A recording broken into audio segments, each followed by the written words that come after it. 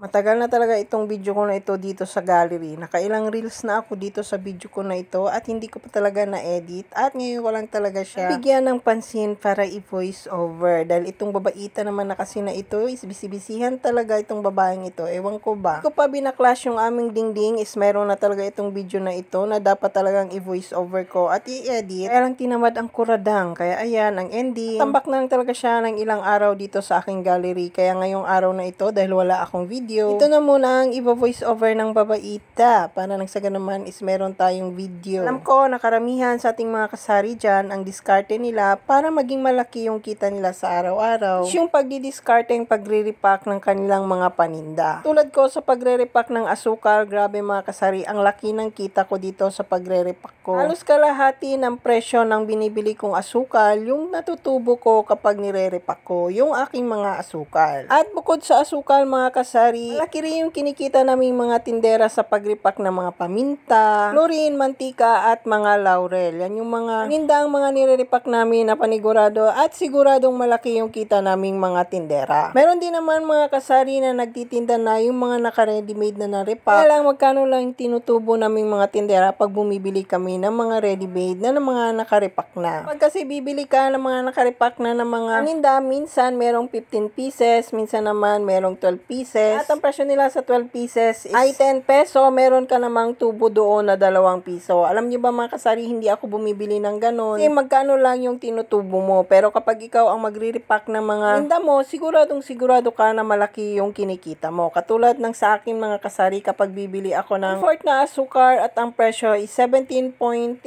centavo. Kapag binenta ko naman ng buo yun na 1/4, isang benta ko naman is 25 peso. Kapag nire-repack ko naman yung 1/4 ko mga kasari, lumalabas talaga siya ng 15 pieces at kapag benta ko naman lahat yon is meron akong 75 peso tapos ima-minus natin doon sa pinuhunan natin 17.25 centavos is meron akong tubo 57.75 centavo. O diba ang laki ng tutubuin kapag ikaw ang nag-repack ng inyong mga panindahay. Ginoo ko ga mathematics naman ko ani ako ang pag-repack ko ikapuya ba iso dagay tag voice over agi pa jud tag mathematics basta kwarta na ganyang ihapuno matik dayon. Kaya hindi ako bumibili mga kasari ng mga naka-ready-made na mga naka-repack mga kasari kasi nga kano lang yung tinutubo natin sa mga naka-ready-made na mga naka-repack. Pero meron din talaga tayong mga kasari mas gugustuhin pa nilang bumili yung mga naka-repack na kesa yung sila ang nagre-repack kasi nga minsan marami din naman tayong ginagawa sa bahay kaya mawala na rin talaga yung ibang mga kasari natin ng panahon at oras sa pag-repack ng